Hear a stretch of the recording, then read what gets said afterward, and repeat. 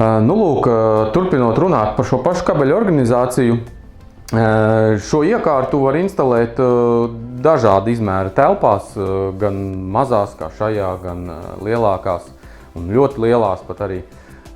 Jo iekārtai ir iespējams pieslēgt papildus mikrofonus. To iespējams izdarīt gan uz galda liekot līdz pat 3 papildus mikrofoniem, gan arī pie griestiem. Un Logitech gadījumā ir oriģināli stiprinājumi gan pie griestiem, gan galdā var montēt, lai šī instalācija izskatītos ļoti skaisti, lai nebūtu nekādas kabeļa astītes redzamas. Un ļoti skaisti viss nofiksējās un mikrofons stāv. Ja. Tāpat arī ir iespējams šos mikrofonus pieslēgt divos veidos. To var izdarīt vai nu ķēdē no mikrofona uz mikrofonu, vai zvaigznes veidā ir speciāls sadalošs iekārtiņa hubs, no kuras tad mēs varam uz visām pusēm pieslēgt šos mikrofonus, ja gadījumā ir tam piemērots galda izkārtojums.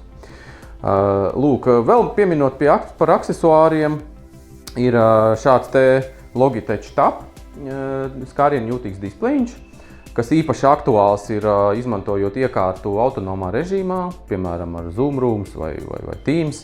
Ja, un tad šī te nodrošina vadību kā kontrolieris, ja, šīs te sapulces vadību.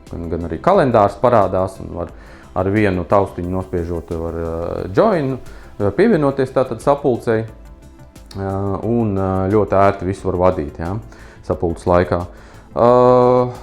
Vēl ātri pieskaroties pie dažādiem aksesuāriem, ir arī oriģināli Logitech izstrādāti stiprinājumi.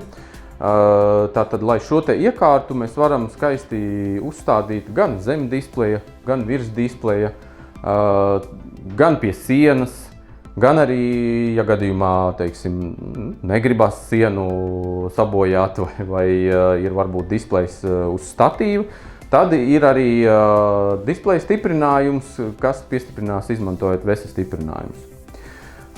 Lūk, protams, arī ir dažāda garuma kabeļi pagarināšanai, līdz pat 40 metriem, ja, var pieslēgt šo te datora pievienošanas kabeli.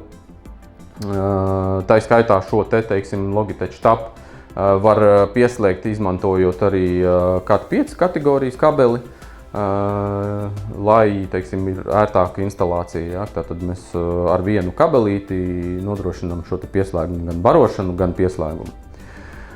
Nu, lūk, šāds ir ieskats šajā te pirmajā daļā par Logitech iekārtu, par tās komplektāciju. Tiksimies nākamajās daļās. Paldies!